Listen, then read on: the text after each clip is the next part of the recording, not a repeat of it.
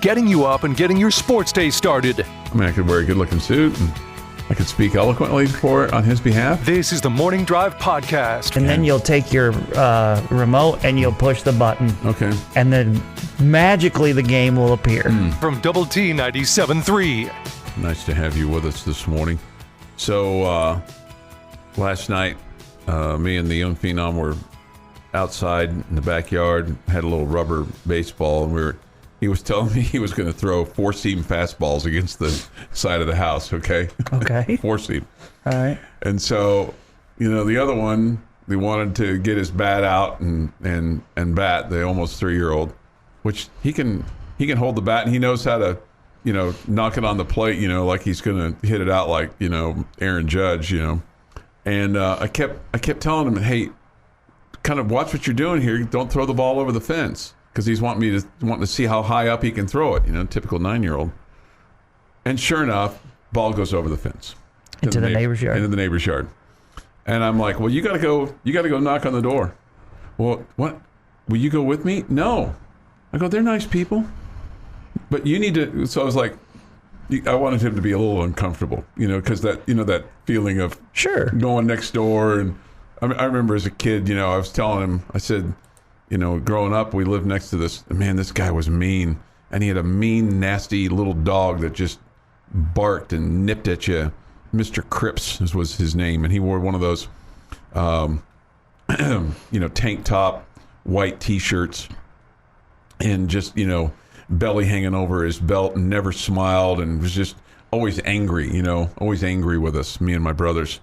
And so there'd be times we'd jump the chain link fence to run over to Mr. Cripps's yard and get the ball out, and all I could think about was the movie and everything. And so he goes over there and rings the doorbell. Well, they weren't home, but they had the doorbell, and and they were out, and they're like, oh, we'll be home in about an hour. We'll throw it over. And I'm like, see, it wasn't that bad. So it just made him experience that. And then I kind of went back in my brain to my youth, and just that nervousness of knocking on the door, and going, hey, my baseball went into your yard. Can you throw it back over for me? So anyway, we had a little bit of that last night, which was fun. 6:33 this morning here on the Morning Drive. Do you ever have a mean neighbor live next to you? I think we had ones that were, kind of down the park a little bit, but not right next to us that we ever were worried about. Yeah, not a Mr. Cripps. I mean, this guy was. No. I can still see him. Mm-hmm. I was, 8, 9, 10 years old. And yeah, I think out there in his backyard. I think we had the stingers. The stingers. Yeah, in our neighborhood that we were a little bit scared of. They were a little bit sketchy. Sketchy. Yeah, sketchy. But our neighbors next door, then all of a sudden the ball came over the fence. It's like, okay, there we go. There's your ball. There it is. Keep track of it. Keep track of it, young man. 6:34 this morning. Hey, good news for Reggie Pearson, named co-defensive player of the week by the Big 12 yesterday, and Trey Wolf named the special teams player of the week, deservedly so. Pearson shares his honor with Baylor's Byron Jackson. Reggie had 5 tackles, also an interception, recovered a fumble. Tech, of course, beat Texas 37-34 on Saturday. Interception was early in the second quarter. It was a big one, too, and he returned it 20 yards. And then in the overtime, falling on the fumble that was punched out by, Krishan Merriweather. And, man, boy, that's just the way that you want to start an overtime, is create a turnover and then put yourself in a spot where all you have to do is kick a field goal and go from there. Zach Kitley was asked yesterday about, did they consider, angling for the field goal early and blah, blah, blah. And he's like, no, we're trying to get it in the end zone. That's what I would have wanted him to do. Yeah, he's like, no, we're trying to get it in the end zone. It's funny that he was asked the question. I mean, did you not see Sir Roderick Thompson running down the sideline? Did you not see the quarterback cut and try to get into the end zone? Yeah, no, and I mean, clearly they were thinking about trying to score a touchdown. Absolutely. Absolutely. Do we watch the game before we come up with these questions? Well, No. Why would we watch the game before we have to come up with questions? I don't know what the context was. It's much more fun to ask the questions without watching the game. I can't remember who asked the question or what the context was, but clearly with what they were doing. And then he said on the play that Morton was in that he was actually open, and we all knew that he was actually open, but Donovan Smith decided to run it himself and slipped, and they ended up having to settle for the field goal. But to me, the most interesting thing about the whole field goal deal was Joey McGuire saying after the game on Saturday that he'd actually considered, the delay of game to get the better angle. I did think it was odd that they ran that way to set him up for that was a tougher angle, especially short. Mm-hmm. So good for Trey for drilling it through and it not being an issue. Yeah, and him saying to him, like, no, I'm good, coach. He said, I'm good. Trey Wolf, perfect on field goal attempts, 3 of 3. And, of course, had the overtime winner from 27 yards. He had the 27-yarder in the third quarter, 45 yards with 21 seconds remaining, and then the field goal there at the end to give Texas Tech the win over Texas. So good deal there. Hey, we want to remind you that if any point in time you want to get kind of a quick synopsis of any of our shows, we've put together some great podcasts for you for this show, The Morning Drive, Tech Talk, End of the Bench, and The Bottom Line. So you can go to doublet973.com or 107thescore.com on your own time. Don't do it during our time here because we don't want to take away. You don't want to miss what we're doing right now. It's because something really spectacular might happen. Right. Could happen. But if and when that does, it'll be available for a period of time on our podcast on doublet973.com. So be looking for that. Coach McGuire yesterday saying, Jamie, that Adrian Fry was still going to be out. Maybe possibly Oklahoma State. Derek Lewis another week away, and Dimitri Moore could play this week. They will have, as what I told you yesterday, Henry Teeter will be back and Cameron Valdez will be back. Valdez was going to run yesterday. It's uncertain if he'll play on Saturday or even travel with the team. They can only take 70. And part of the issue is, conditioning and football shape and all those kinds of things. So they're working him back into the rotation, but I don't know if he'll travel to Manhattan this week. I kind of got the sense no on that, just because he has not been playing and has not been, practicing, and they've got to get him into the conditioning and stuff like that. So that was kind of my take on that. You think Valdez is a big deal? You think he's going to be a big factor when he comes back? Well, I mean, when you have Taj Brooks and you have SaRodorick Thompson, it's probably going to be hard to crack the lineup. In his absence, we haven't handed off to anybody else that I can remember. Yeah. It's just been those two. I think it's more of, having fresh bodies in there or maybe occasional fresh legs in there. Running backs get banged up all the time, so you just never know when you're going to lose one of those in the middle of a game, and suddenly you're down to one. So you'd like to have Valdez then. Yeah. I just wonder if I know they've spoke very highly about him in the offseason and felt like he was really coming along, and felt like when we would all talk about how you have 2 really good backs, they felt like, hey, we've got 3 really good backs. Yeah. And I just wonder how much of a factor he will be when he comes back. There's a part of me that says, man, I hope he's not a factor at all, because that means that Taj and SaRodorick are healthy and doing fine. And then there's part of me that says, well, if you've got a game where both those guys are running awful hard and you need somebody to come in and pick up 8 to 10 yards, that he'd be able to do that in the fourth quarter against a defense that's worn down a little bit because he's got fresh legs. Maybe. Okay, so but that's what and there's others that are on this list, but these are freshmen and guys that doesn't expect to play. At any rate, that's your injury update as far as I know.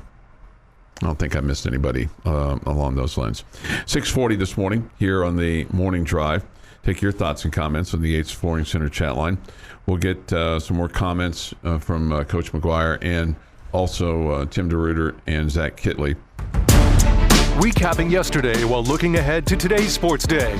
This is the Morning Drive Podcast from Double T 97.3. Time for this day in sports history. Today is Tuesday, September the 27th. Here is Jeff McGuire. We like a good home run chase, right? We do. 1919. Boston Red Sox slugger Babe Ruth takes the Major League home run record to 29 with a third inning blast and a 7-5 defeat of the Washington Senators at Griffin Stadium. Did not have a lively baseball in 1919, did they? No. They hadn't quite figured out that it was just much easier to hit the ball over the fence in 1919 yet. They were starting to figure it out. 1923, Lou Gehrig hits his first of 493 career home runs. 1935, Chicago Cubs win their 21st consecutive game and clinch the NL pennant. That's a streak to end the year on. Yeah, no doubt. 1939, the White Sox host the very first day-night doubleheader. They lose both games to Cleveland 5-2 and 7-5. It's a bad deal. 1961, Sandy Koufax said the Jeff talk take 2. Sandy Koufax in 1961 sets a National League strikeout season record of 269. 1967, Philadelphia Phillies pitcher Jim Bunning ties the National League record of 5 1-0 losses in a single season. Get that man some run support. No doubt. 1973, Nolan Ryan strikes out 16 in 11 innings for a record 383 on the year. Angels, I believe. I think that's right. Yeah. Yeah, it was before the Astros run. 1983, Tim Raines is the first since Ty Cobb to steal 70 bases and drive in 70 runs. That's a pretty cool one. That is really cool. I loved old Rock Raines. Especially when he flipped over to the Yankees. Nah, he was always fun. Way back to his Expos days. 1988, American diver Greg Louganis wins the 10-meter platform gold medal at the Seoul Olympics. It wraps up the diving double after also taking the 3-meter springboard gold medal earlier. And in 2008, Greg Maddux wins his final start of his career, number 355. It is National Chocolate Milk Day. I have some in my refrigerator right now. I bought some on Saturday morning just for me to be able to drink out of. What was that? The fact that you bought it so you could drink out of it. That's the part that Yeah. I still pour it into a glass. I live alone. There's nobody there but me. I poured it into a glass. There's nothing better than having a little swig out of the carton. Yeah, I'll pass on all that. That's not really a me thing either. All right. Yeah. Happy But birthday. you. Happy birthday to Avril Lavigne, who's 38. Gwyneth Paltrow officially turns 50 today. Anna Camp from Pitch Perfect is 40. Steve Kerr, 57. And Mike Schmidt is 73. What do you mean she officially turns 50? She celebrated her birthday over the weekend on Instagram in a bikini photo. And I only know this because it bombarded my feed while I was reading Texas Tech quotes this weekend. I'm not bothered by her doing that. I'm bothered by you. I wasn't. She's officially 50. I mean, like 50. you thought that because she put a picture on Instagram over the weekend, like you have fallen for this trap. You know, I expect people to act dumb. I'm like, Jeff, like you seem like an adult enough person to just ignore it and move past it. It was more like every other post was either Texas Tech beating Texas or Gwyneth Paltrow turning 50. She officially turns 50 today. Clearly, Today is her he birthday. didn't. I'm not upset with her celebrating her birthday over the weekend. Go forth and conquer. Right, have at But it. today is Whatever. A actually lot her of people birthday. do that, right? Today is actually her birthday. And in Who this, are we even talking about? Gwyneth Paltrow. Okay. All right. Sorry, I wasn't listening. Would you be able to, like, if she walked in the door? Oh, yeah, would I you- know who okay, she is. Okay. Yeah. Yeah. and on this day in 1989, Hollywood socialite Zsa Zsa Gabor On trial for slapping a police officer, storms out of the courtroom in the middle of the district attorney's closing arguments. Later that day, Gabor was convicted and sentenced to 72 hours in jail, 120 hours of community service, and a $13,000 in fines and restitution. Gabor died in 2016. Jaja and her sister Ava were... That's a blast from the past. Bat blank crazy before anybody identified people as bat blank crazy. Why were they famous? What were they famous for? Both actresses. Oh, they were? Yeah. Okay. Not Jaja, the other one. Ava? It wasn't Ava on Green Acres? Yeah, yes, I believe Ava so. was on Green Acres. Jaja was her sister. They could have been twins. And I think that's how they got famous. Yeah. Okay. But that is this day's sports history. Jaja was also competed in the 1933 Miss Hungary pageant where she placed as second runner-up. Just so you know. Miss Hungary. Yeah, not Miss Hungry. Miss Hungary. Hungary, right? She made it to 99 years of age. Did she really? Yeah, that's impressive. That is impressive. Quite a feat. That is quite a feat. She's married 1,000,000 times. I mean, 1, 2, 3, 4, 5, 6, 7, at least. No, more than that. 1, 2, 3, 4, 5, 6, 7, 8, 9 times. Oh my goodness! Is that a record? I don't know if it's a record or not, but I mean that's. She was also married to the hotel magnate Conrad Hilton. She once stated, "Men have always liked me, and I've always liked men."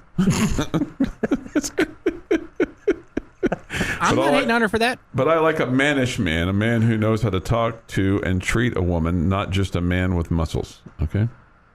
Yeah. There you go. And we said this. Ava was on Green Acres. Right. Did you ever watch Green Acres? Green Acres is the place for me. You got that? Okay. I've heard the song. Yeah. Don't think I've ever watched it, though. Really? Mr. Haney.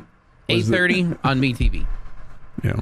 Okay, I'm good. I have to wait for it to end before Hogan's Heroes. You're good on that? Yeah. There's probably some people on... You probably could watch Green Acres and you would probably feel like there's some people that you work with that could play the characters of the various characters on Green Acres. And actually, anybody in particular you're speaking you about? would be Mr. Douglas. He would be a good Mr. Douglas, wouldn't he? I just don't see him climbing a telephone pole to use the phone. That's it. But I mean, other than that, Mr. Douglas is, he's the one that made the most sense. True. He was the one that made the most sense. He was the one that was trying to keep the insane asylum running. I mean, in all honesty, I'm probably Mr. Haney and you're probably Ebb. Jeff. To be honest, I'm probably the pig. Pig? Arnold the pig? Was he a big actor in this show? Oh, yeah. He was a featured actor. But I think you're As more a pig Ebb. can be, yes. I think you're more Ebb, Jeff. And I'm Mr. Haney. And that's a little disparaging to both of us. Okay. But there's probably some truth to it for both of us. I'll take your word for it. Okay. The Gabor sisters were big socialites. They would have been perfect for tabloids and social media. I think the tabloids were created because of them, and they would have been perfect for social media. Yeah, they would have loved that probably. They were the Kardashian sisters before the Kardashian sisters ever thought about being the Kardashian sisters.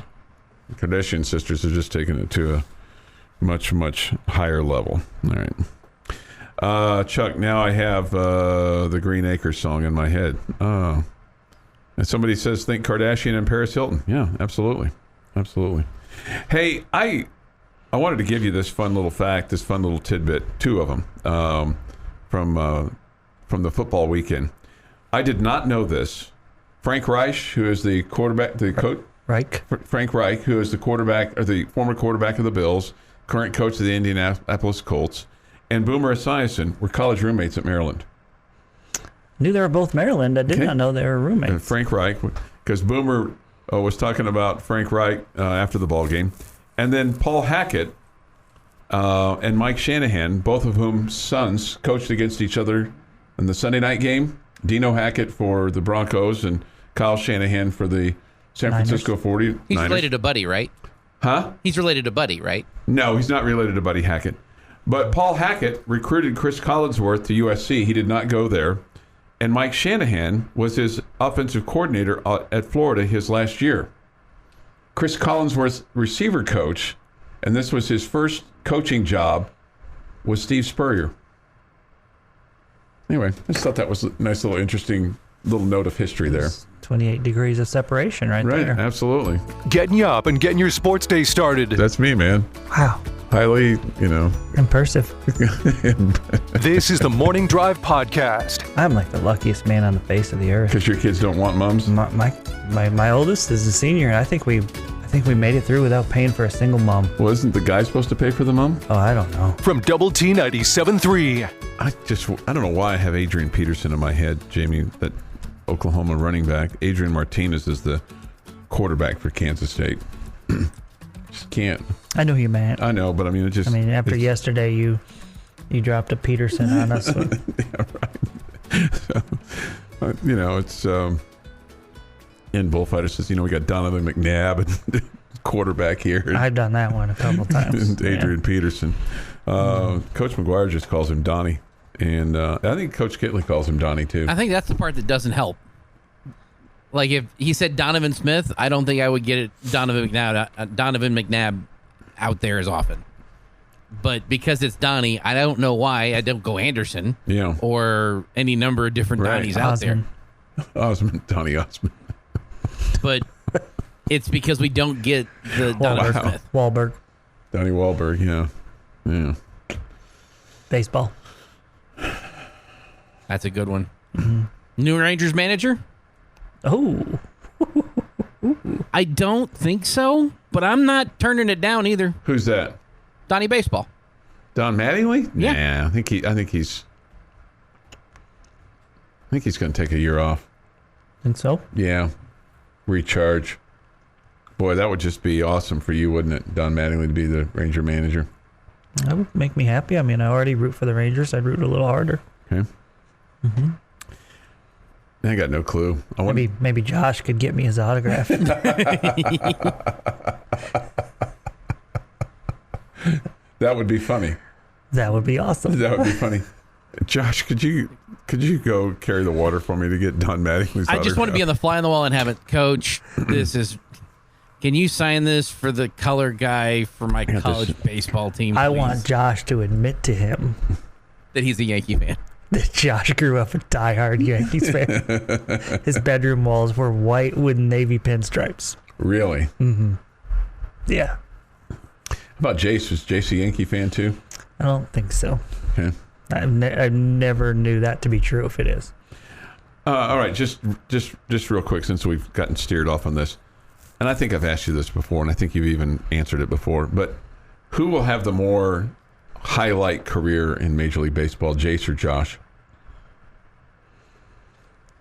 I don't know. That's difficult to say. I think Josh has lasting power because of his just his all-around game, but the way the majors are played, Major League Baseball is played right now, it's about hitting home runs, and I think Jace has that natural power that makes you think he might be the guy that lasts longer just because he can, or maybe not last longer, but make a bigger splash because he's a power hitter like that, just true power. Mm-hmm.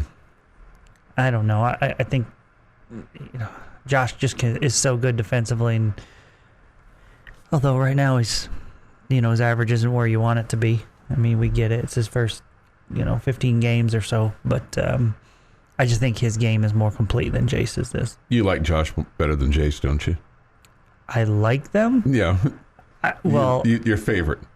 Josh and I were a lot closer than Jace and I were. Okay. So, yeah. There are plenty of players on that team on the teams through the years that I just don't make a connection with or whatever. Josh and I were a lot more alike, and so we talked a lot more than Jace and I ever did. Okay. Well, either way, they've got a while to go. And I'll also tell you, I like the way Josh played the game.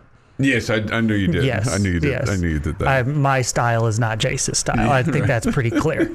Yeah. They will have a while to go to break the brothers' home run record. Who's the brothers? It's not gonna Henry and Tommy Aaron. Okay, yeah. Okay.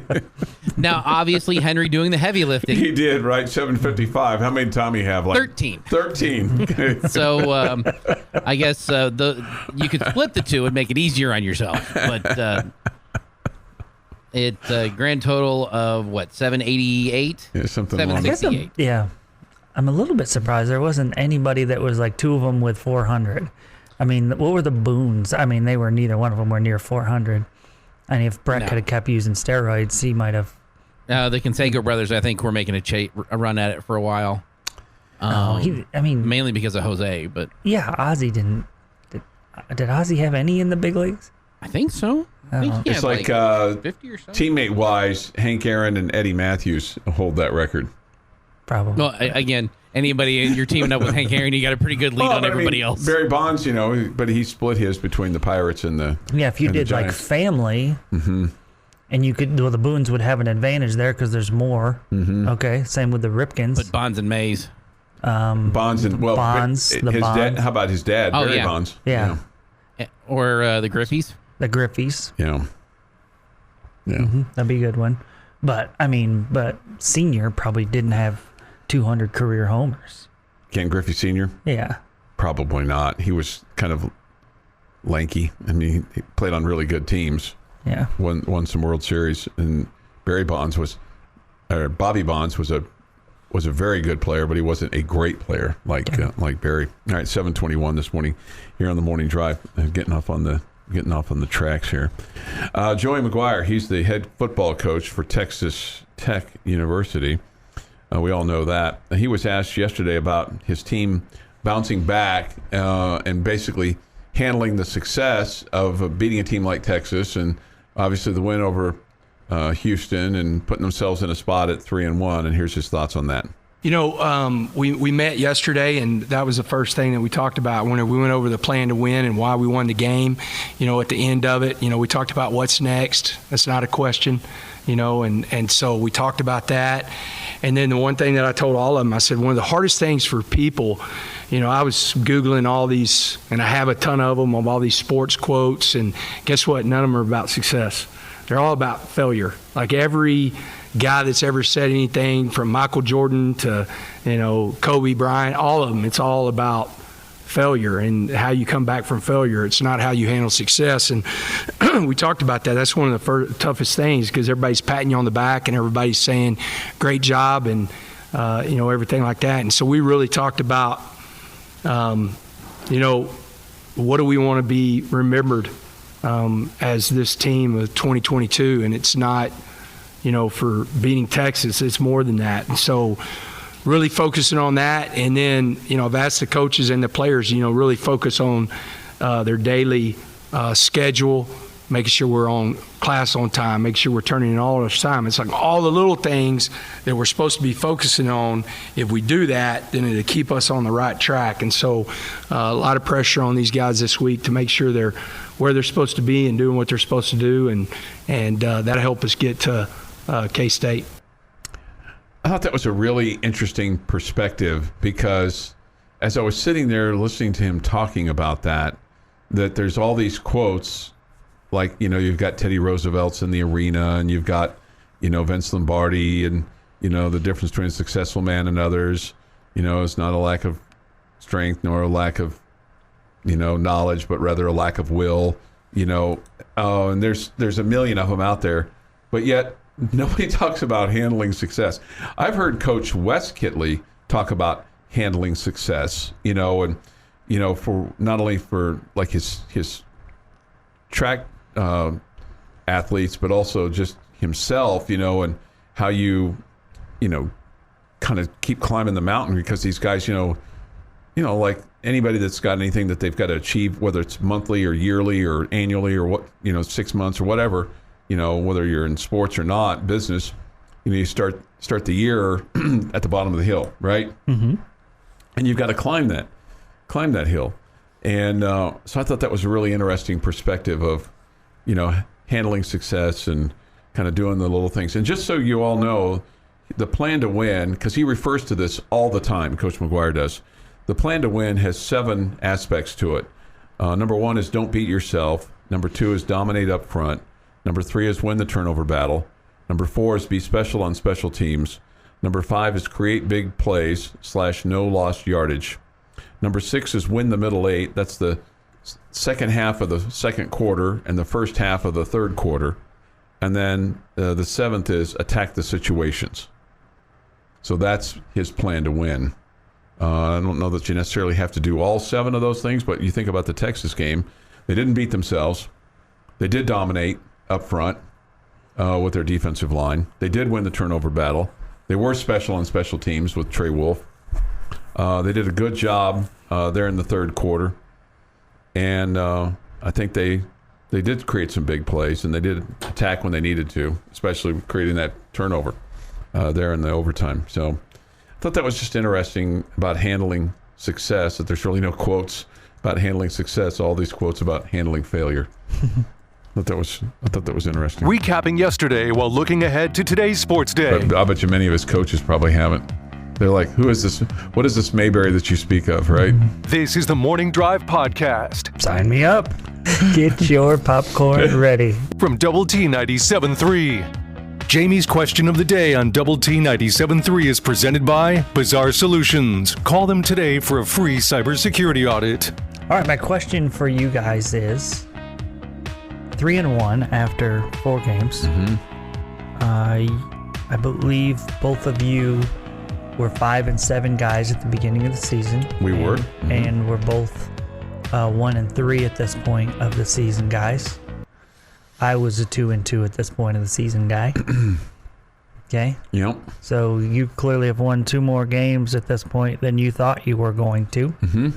So I want to know this start, where it's how much it's affected your season prediction for wins now. And I mean, are you at 7-5 now? Did you won 2 games you didn't expect to, so you're at 7-5? So where are you guys?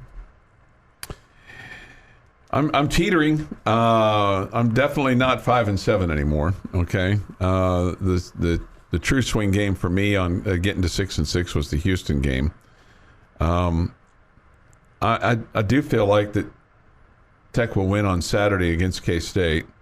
So I think there's at least 3, maybe 4 wins left on the schedule with K-State, West Virginia, Kansas, and then I'm teetering on at TCU.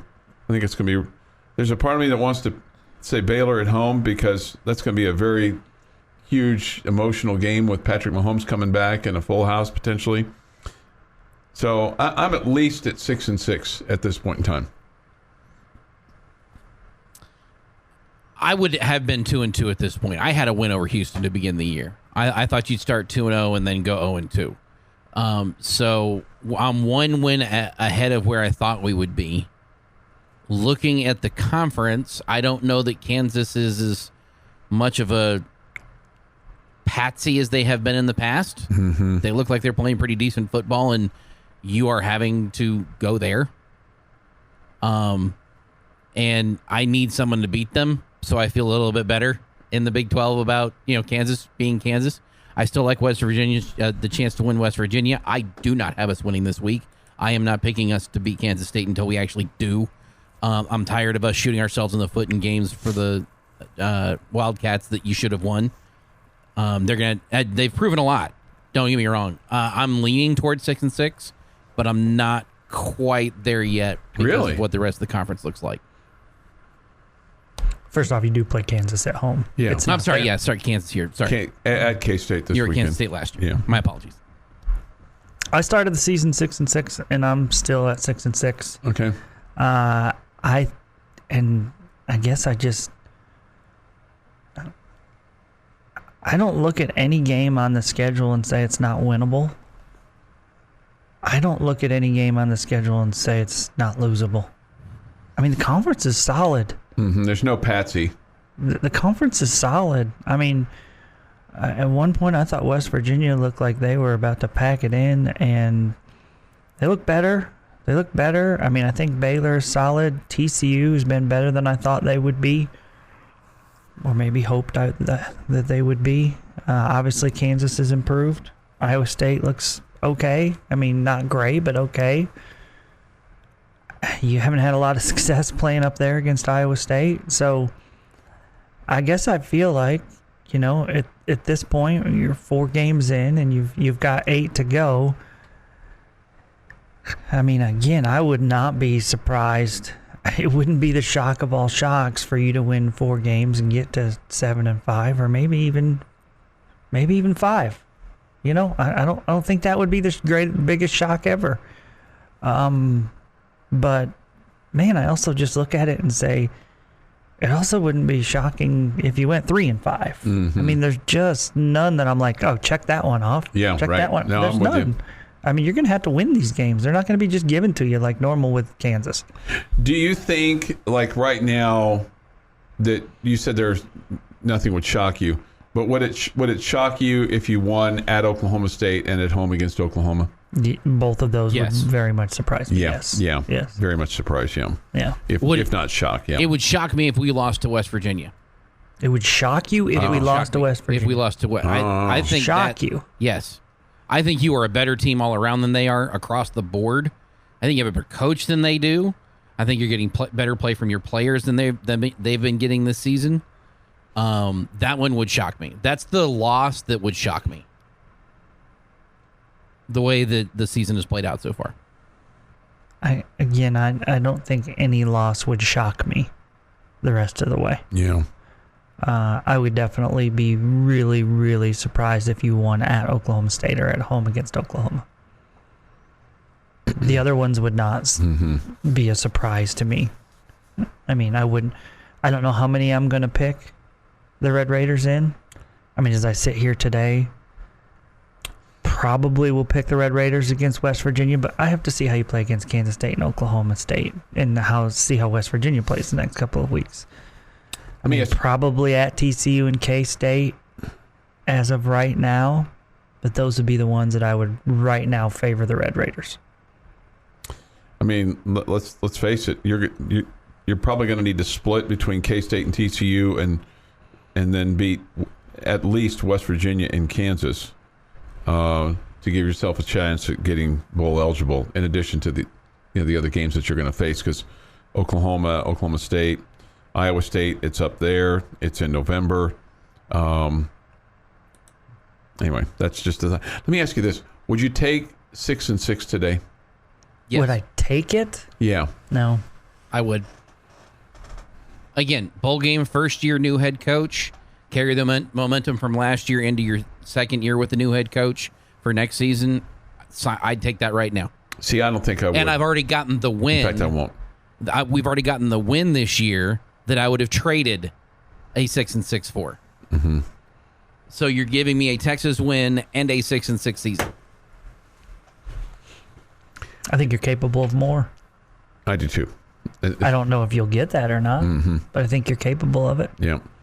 Mike says this, as this team has no quit, we're in every single game. I'll be shocked if we don't handle West Virginia. Syntax Hank, I drank the Kool-Aid early on, said 8-4, still believe in this team. This would love 5-3 for the remaining schedule. I will go ahead and be bold and say our only loss for the rest of the year will be Oklahoma State. Wow. That's bold. Raiders dad, in the history of the morning drive, I don't think Chuck has ever picked K-State over Tech for anything, no matter the context. You're right. Fact.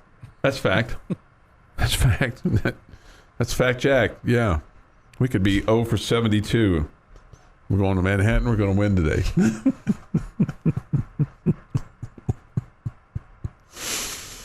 I did love his post-game speech. Just remember, everything runs through Lubbock. The Jones intimidation is back. It's getting there. It's getting there. Saturday was fun. Houston was fun. It's getting there. You guys don't think a 6-6 is considered an improvement, especially with what you say is a tough conference? Yeah. No. That's where I'm at. Look how tough this conference is. It's different than it was last year and you went 6-6. Mm-hmm. It would be a 7-5 from last season. I think that's a fair comment, and also take into account usually when you change coaching staffs, you take a step back. So I do think 6-6 is an improvement, even though it's the same amount of wins you had last year. Yeah. I mean, maybe improvement's not the right word, but a really good job by everybody involved. We get this 8-4. Tech finally has a good defense. Donnie is getting better. I think you do have a really good defense, and I do think the quarterback is getting better. I think he played a lot better this weekend. Yeah. We'd like to see some consistency. That's for certain. I don't understand this one. Chuck, what were your thoughts on the Butterball? Butterball? I'm a big fan of their turkey. Yeah. I have no idea what that means. By the way, I was talking to a food broker guy the other day, and apparently there's going to be a shortage on turkeys. Yes. So if you got a freezer, you might want to go ahead and get yours. For Jamie, I'll be back. I got to go to the grocery store. Somebody turn on some dang music. We did. Jeff did. Big plays and even bigger laughs. If they get 7 out of those 2 things, game over. Mm-hmm. You're not winning. You're not winning that game at all. This is the Morning Drive Podcast. Basketball players who don't wear the Same shoes. The shoes that Right. match the uniform. Yeah. Okay. Yeah. Match the color scheme of the team they play for. From Double T 97.3. Look forward to hearing from you on the Yates Flooring Center chat line. Go to doublet973.com for that, or the mobile app. Benchmark hotline is open as well at 806-771-0973. Joey McGuire met with the media yesterday, as did Zach Kitley, offensive coordinator, and the defensive coordinator, Tim DeRuyter. Coach McGuire said that Kansas State is his favorite place to go for a college football game. Okay. That's interesting. He said a true college atmosphere, and he said despite the 11 a.m. start that the place will be packed and that it'll be a raucous environment. He didn't use the word raucous, but a good environment. Called their coach, Chris Kleiman, a stud. Said the quarterback, Adrian Martinez, is dynamic, strong run, quarterback that can run. It'll be big to try to contain him. Completely agree. I think it's one of the keys to this game is to not let him hurt you, tucking and running, getting outside the pocket. So you've got to have plenty of edge discipline in this one with your guys on the outside. You can't open things up to the outside for him. You funnel him to the inside, and usually you're going to have a little more help that way.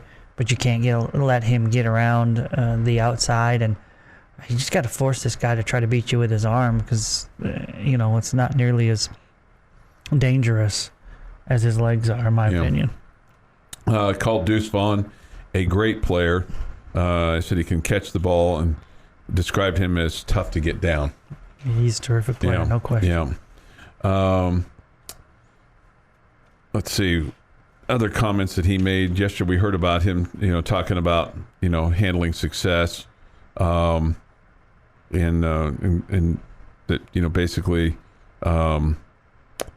they've got to make sure that they focus on the little things this week and getting ready for Kansas State. He described them as 2 good football teams, great atmosphere.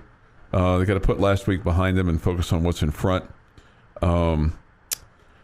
He said the back-to-back backs, with Robinson and Deuce Vaughn can be nerve-wracking and exciting all at the same time. He described Kansas State's offensive line as fun to watch. Okay, just an offensive line. Just to, that's a true football coach there. Right? No question. And he said that Deuce Vaughn is a tough guy that plays the game the right way.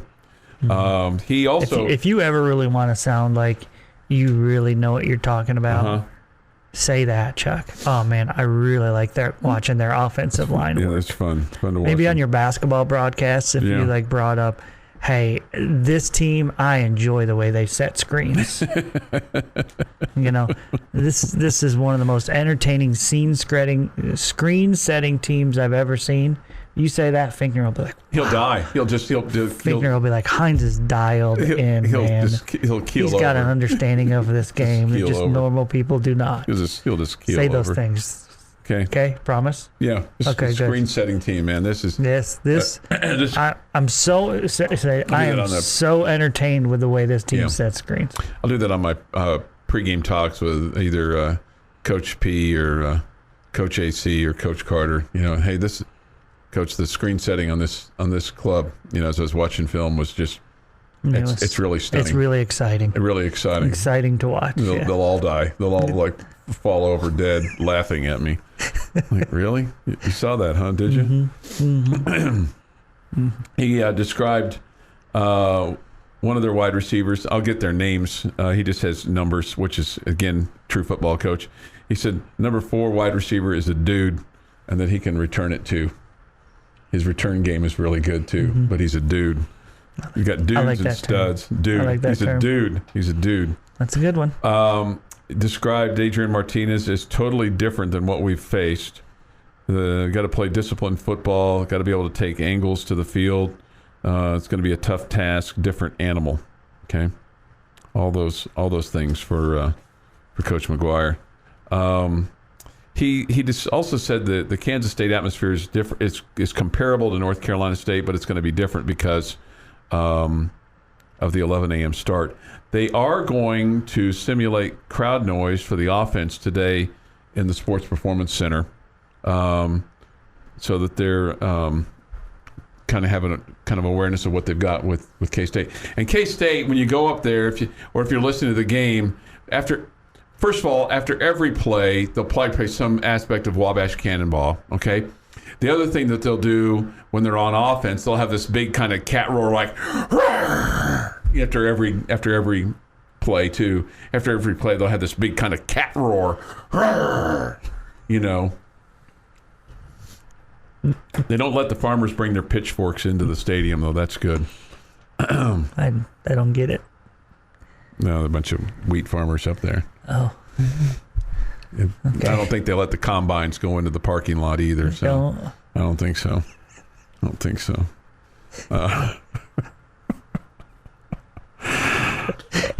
I want Correct me to on play the Heinz. Wabash Cannonball right now. I want to find a Wildcat roar just to upset Chuck, but I can't this week. A wildcat roar. Because this week we all hate Kansas State. Be careful. He might go Ken Dorsey over there. Yeah, I might. No, this is my own personal iPad. It's not station issued. Oh, okay. So I don't want to. Although I don't want to break anything of the stations too. Those are a couple of thoughts there from Joey McGuire with regard to Chris Kleiman. He said that the thing that he has taken from Chris Kleiman is the culture, and that the team really buys into him. He said he's a great X's and O's coach, but that it's the culture that he has really built there at Kansas State.